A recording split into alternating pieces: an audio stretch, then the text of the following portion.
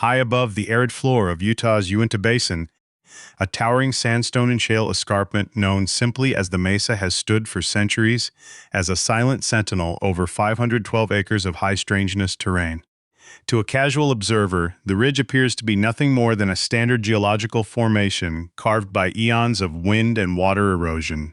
Yet beneath its sun-baked surface lies a subterranean anomaly so dense, so conductive, and so chemically unnatural that it has fundamentally rewritten the scientific investigation at Skinwalker Ranch. For decades, investigators focused their attention primarily on the skies above the property and the pastures below, recording unexplained aerial light phenomena, localized magnetic spikes, and recurring equipment failures. The mesa was treated as a backdrop, a natural barrier framing the ranch's northern boundary.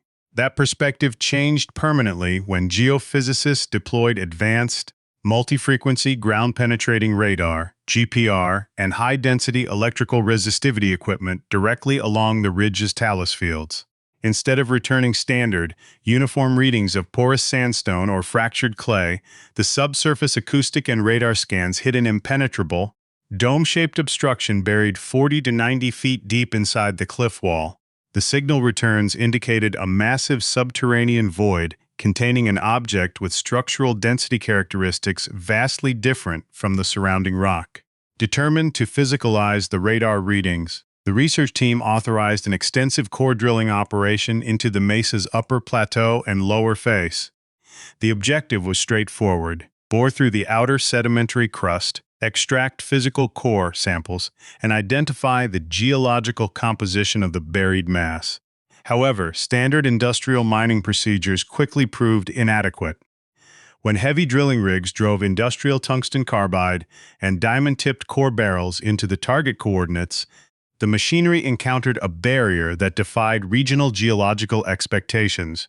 Heavy drill strings began to violently chatter, bind, and slip off course as if grinding against a hard, rounded dome. Within minutes of reaching the anomaly depth, brand new cutting teeth on industrial core bits were completely worn flat, sheared away, or scorched by extreme friction. The breakthrough occurred not from retrieving a solid, unbroken core column, but from analyzing the high-pressure water slurry flushed back up out of the borehole. Suspended within the mud and pulverized sandstone spoils were small, glittering metallic flakes and thin, dark, ceramic-like shards that stood out starkly against the natural red clay. Initial field inspections using handheld X-ray fluorescence devices confirmed that these recovered fragments were not metallic debris worn off the drilling rig itself. The physical samples possessed elemental signatures that bore no resemblance to standard commercial tool steel or drilling equipment alloys.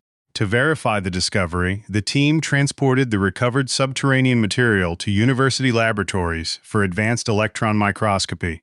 Under scanning electron microscopy and energy-dispersive X-ray spectroscopy, the elemental profile of the mesa fragments shocked materials scientists. The samples contained highly refined, non-corrosive metallic matrices composed of iron, nickel, titanium, and trace rare earth elements such as tellurium and europium, refined in ratios and purities that simply do not occur naturally within desert sandstone formations. Alongside these engineered metal flakes were vitrified silica particles, glass-like fragments created when quartz sand is subjected to intense, localized heat exceeding thousands of degrees Fahrenheit. As news of the physical material spread through the research compound, the implications began to settle in. The mesa was not merely an inert rock face guarding the ranch, it was the physical container for a buried, high-density metallic object surrounded by thermal alteration zones. Even more disturbing was the site's environmental reaction to the drilling process itself. The exact instant the drill bit struck the buried metal obstacle, monitoring stations across the ranch logged sharp spikes in background gamma radiation, accompanied by instantaneous 1.6 GHz radiofrequency transmissions broadcasting directly from the hillside. The subterranean mass was not an ancient, forgotten piece of inert space debris. It was reacting dynamically to human interference. The era of treating Skinwalker Ranch as a collection of disjointed stories was over, replaced by hard, empirical evidence hidden inside the rock. Following the discovery of refined metallic alloys and vitrified silica in the Mesa drill slurry, the research team halted all heavy vertical drilling to reassess their physical approach. The immediate spike in 1.6 GHz radio emissions and background gamma radiation suggested that brute force mechanical impact was triggering an active, measurable energy response from the buried mass. To determine the full geometry of the subterranean anomaly without risking further equipment destruction, geophysicists expanded their diagnostic array along the base and upper ridge of the escarpment. The team deployed a dual-pronged survey system combining multi-channel seismic reflection with passive cosmic ray muon tomography. While ground-penetrating radar was limited to penetrating 40 to 60 feet of dense sandstone, muon detectors placed along the lower slope were capable of measuring high-energy subatomic particles passing through hundreds of feet of solid earth. By analyzing variations in muon absorption rates over several days, supercomputers generated a high-resolution three-dimensional density map of the entire mesa interior. The resulting tomographic render revealed an underground landscape far more complex than a simple localized metallic deposit or natural ore vein. Embedded within the central sedimentary layers was a well-defined, smooth surface mass measuring over 100 feet in length, exhibiting a distinctly curved, aerodynamically symmetrical profile. The density values of this central core far exceeded those of standard terrestrial iron ore, aligning with the dense, cold-work titanium and nickel-iron matrices identified in the earlier core barrel samples. Even more perplexing were the structural pathways surrounding the central object. The muon map outlined two distinct subterranean voids radiating outward from the buried mass. One void extended horizontally toward the northern cliff face, terminating behind a massive field of collapsed sandstone boulders, the exact area historically identified as the location of an ancient, sealed cavern entrance. The second void sloped downward at an angle of roughly 25 degrees, extending into the deep basement rock beneath the ranch's central pasture. To corroborate these density maps with physical surface data, researchers conducted a series of low-altitude LiDAR and thermal imaging flights using specialized autonomous drone arrays. Flying in precise grid patterns just 50 feet above the jagged edge of the mesa, the drones recorded localized thermal anomalies that defied standard thermodynamic principles. While the sun-baked sandstone on the ridge maintained a surface temperature exceeding 95 degrees Fahrenheit, a sharp, rectangular zone directly above the calculated coordinates of the buried object registered at under 45 degrees, a 50-degree thermal drop, localized within a 50-foot radius. When team members ascended the mesa on foot to inspect this cold anomaly with handheld thermal cameras and surface thermometers, their electronic equipment began to exhibit severe operational anomalies. Multiband radio receivers picked up rhythmic, pulsing signal bursts across the 1.6 GHz band, matching the exact frequency recorded during the earlier vertical drilling strikes. Concurrently, digital magnetometers recorded localized magnetic field strength fluctuations jumping from a normal baseline of 45 microteslas to over 200 microteslas in less than 3 seconds. These localized magnetic shifts were accompanied by a striking visual anomaly reported by several field technicians on the ridge. Looking down toward the central pasture below, observers noted a subtle lens-like distortion in the air, a warping of the horizon line that mirrored the optical effects created by extreme heat haze, despite the air temperature above the cold spot remaining unusually low. High-speed optical cameras positioned on the perimeter fence line captured brief, localized refraction patterns materializing in the atmosphere directly between the mesa cold spot and the sky above the pasture. The convergence of thermal drops, atmospheric refraction, severe magnetic field shifts, and structured subsurface density maps fundamentally altered the scope of the investigation. The buried mass inside the mesa was no longer viewed as an isolated geological curiosity or a passive deposit of rare minerals. The physical evidence pointed toward an integrated, technologically active subterranean installation or object that maintained a continuous, measurable link to the atmospheric and electromagnetic phenomena long documented throughout the Uinta Basin. To test whether this subterranean system was actively drawing or broadcasting electrical energy, engineers prepared a non-invasive electromagnetic induction test along the base of the ridge. By driving low-frequency electric currents into the ground and measuring the returning resistivity fields, researchers hope to trace the exact boundaries of the conductive path extending from the mesa into the surrounding soil. What that resistivity map uncovered would directly link the buried mesa anomaly to the most notorious high-strangeness location on the entire property, the ranch's central pasture. The non-invasive electromagnetic induction array deployed along the base of the mesa yielded immediate, unambiguous results. As low-frequency electrical currents passed through the soil, sensors mapped a distinct, highly conductive ribbon of subsurface earth extending directly from the buried mass toward the ranch's central pasture. This subterranean corridor did not fade or disperse into the surrounding clay. It maintained a tight, uniform geometry roughly 15 feet beneath the surface, functioning effectively as an underground transmission line embedded in the natural geology. To physically explore the pathway mapped by the induction survey, the scientific team shifted their focus to the mouth of the northern talus field, where the muon scan had identified the horizontal void terminating behind collapsed rock.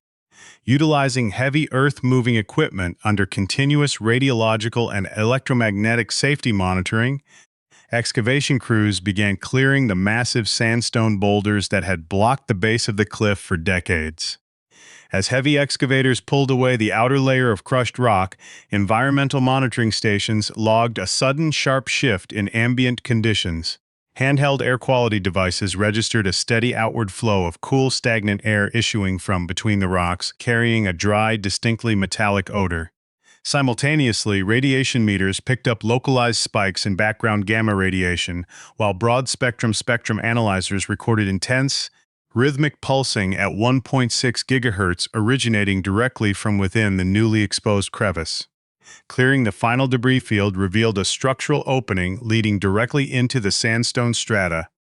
The corridor was roughly 8 feet square, featuring walls composed of dark, heavily compressed rock that exhibited clean, linear tool marks, unmistakable evidence of deliberate excavation. Unlike typical mine shafts from the late 19th or early 20th centuries, the passage lacked timber supports, rail beds, or explosive bore marks. Instead, the perimeter surfaces appeared smooth and structurally consolidated, as if cut and heat-sealed simultaneously. Equipped with hardwired atmospheric monitors and shielded optical gear, a forward reconnaissance team stepped past the threshold into the mesa interior. The baseline temperature inside the tunnel dropped immediately to 38 degrees Fahrenheit, remaining constant despite the desert heat outside. As the team advanced 30 feet down the corridor, their primary wireless communication channels collapsed. High-frequency digital radios experienced total signal corruption, forcing reliance on hardwired fiber optic lines trailing behind them. Roughly 60 feet into the ridge, the linear passageway expanded into a dome-shaped chamber supported by thick structural stone columns.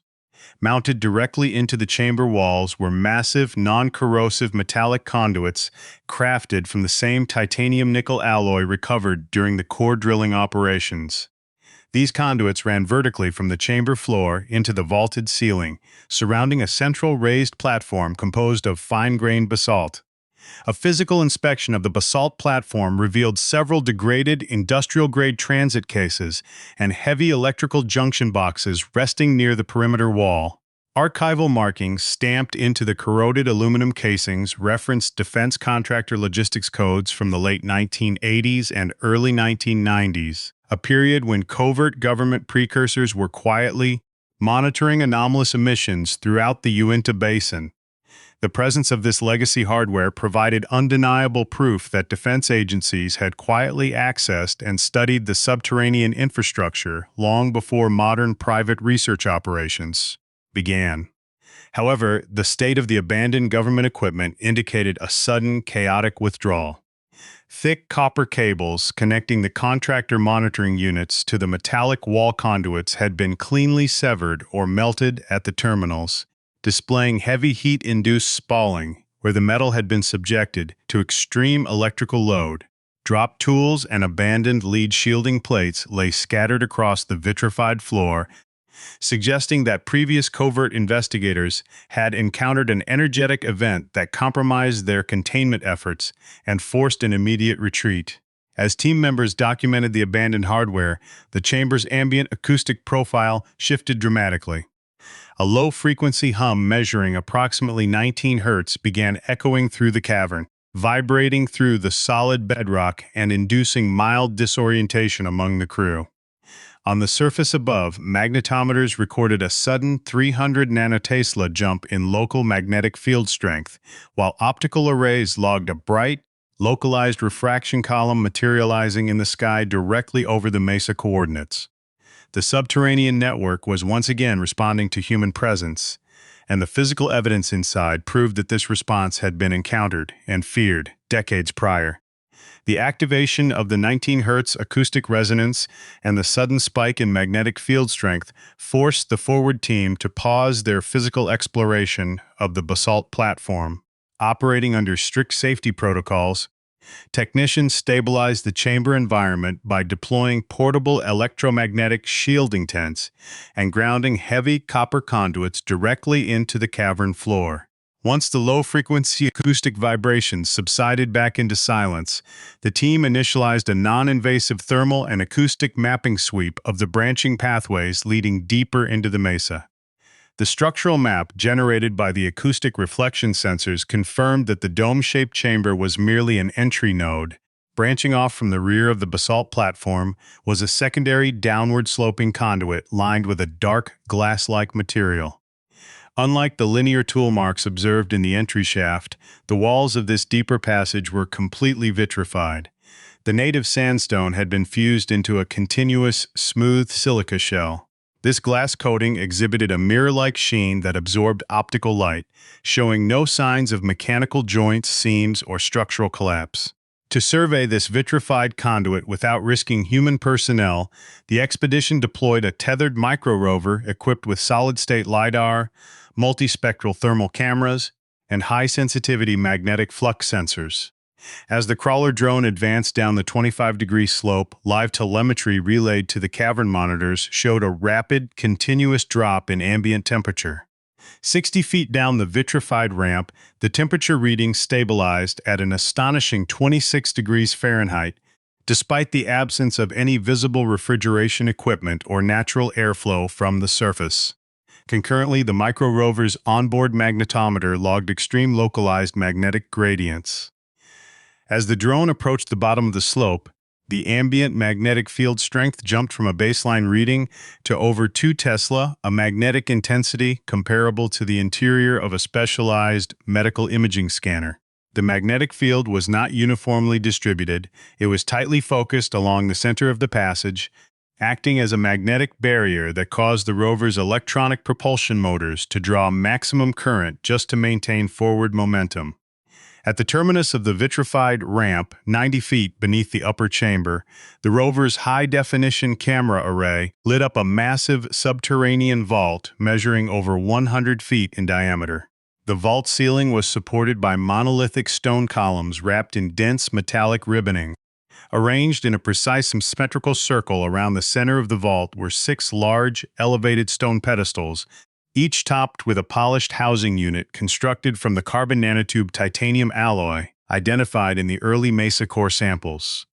Positioned inside each metallic housing was a large, multifaceted crystalline block. When the rover's spotlight struck the crystalline surfaces, they did not merely reflect the white light. Instead, the multispectral cameras captured a subtle internal photoluminescence. The crystals emitted a cold, blue-green glow across the ultraviolet spectrum. Handheld spectroscopy tools analyzing the video data determined that these crystalline blocks were composed of ultra-pure synthetic silicon carbide infused with heavy metallic isotopes, a material architecture utilized in modern high-power energy management and directed frequency systems. Directly beneath these central pedestals, the rover's seismic sensors identified a massive, solid metallic mass embedded deep within the floor strata, the exact multi-ton object previously mapped by cosmic ray muon tomography from the surface. As the rover moved to within 10 feet of the central platform, its telemetry feed suddenly experienced severe data corruption. The control screens in the upper chamber displayed a sudden burst of electrical noise, followed by an instantaneous total power failure within the drone's lithium-ion battery system. The final frame captured by the micro rover before its sensors went dark revealed a striking visual phenomenon: a faint, luminous blue haze coalescing in the ambient air directly above the crystalline pedestals. At that precise second, surface crews stationed on the central pasture radioed down to report that the ranch's multi-frequency spectrum analyzers were logging a massive, synchronized broadcast across the entire property. The subterranean crystalline array had just initialized a wideband electromagnetic pulse, directly linking the deep vault of the mesa to the physical phenomena occurring on the pasture above. The synchronization between the blue luminescence inside the deep vault and the wideband electromagnetic pulse logged across the pasture confirmed a critical hypothesis. The Mesa subterranean network did not operate in isolation. It functioned as the control node for an integrated, property-wide system. With the micro rover disabled by the localized surge, researchers initialized a broad-spectrum radio frequency analysis from their shielded upper chamber command tent to decipher the physical structure of the broadcast. The data streaming into the signal processing software revealed that the transmission was not random atmospheric noise. The signal spiked sequentially across distinct bands, jumping rapidly from 433 MHz to 1.2 GHz, before locking on to the persistent 1.6 GHz frequency long associated with anomalous events at the ranch. The visual waveform displayed precise mathematical intervals, tight bursts of binary-like telemetry separated by microsecond pauses. The structured nature of the signal indicated an active data-rich transmission originating directly from the synthetic silicon carbide nodes below. To map the full physical reach of this subterranean system without risking additional motorized drones, geophysicists deployed an advanced acoustic wave reflection array along the floor of the upper chamber. By firing controlled pneumatic pulses into the rock, the computer system tracked how acoustic energy traveled through the deep strata, rendering a complete three-dimensional structural map of the lower vault's radiating pathways. The acoustic render exposed three massive structural conduits branching outward from the central lower vault like spokes on a wheel. The first shaft extended westward for over 800 feet, passing far beneath the western perimeter fence toward public land. The second shaft sloped sharply downward at a 35-degree angle, penetrating over 600 feet into the deep basement rock of the Uinta Basin, reaching depths where extreme geothermal pressure and rock density should have made open voids structurally impossible. The third conduit ran due south, extending continuously beneath the Mesa talus field before leveling off directly beneath the ranch's central pasture. This southern tunnel terminated in a massive, dome-shaped cavity situated roughly 60 feet beneath the pasture surface, the exact physical location where researchers had historically documented localized soil sterilization spots, unexplainable livestock injuries, and recurring optical distortions in the night sky. As the structural map finalized on the monitors, environmental sensors inside the upper chamber registered a sudden, dramatic shift in thermodynamics. The ambient air temperature near the vitrified ramp, which had remained frozen at 26 degrees Fahrenheit during the activation event, began to rise rapidly, climbing back to 65 degrees in less than 5 minutes. Simultaneously, the intense 2 Tesla magnetic field surrounding the lower pedestals collapsed back to baseline levels, and the wideband 1.6 GHz radio broadcast ceased as abruptly as it had begun. This sudden return to equilibrium presented the team with a brief operational window to physically inspect the lower vault. Wearing specialized non-magnetic suits and carrying hardwired fiber optic recording units, 2 senior researchers descended the vitrified ramp to retrieve the disabled micro-rover and document the central pedestals up close.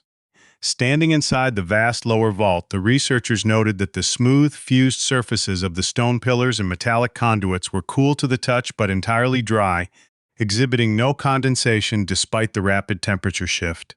The 6 crystalline blocks mounted atop the carbon nanotube alloy pedestals were silent and inert once again, their internal photoluminescence fading into an opaque, dark finish.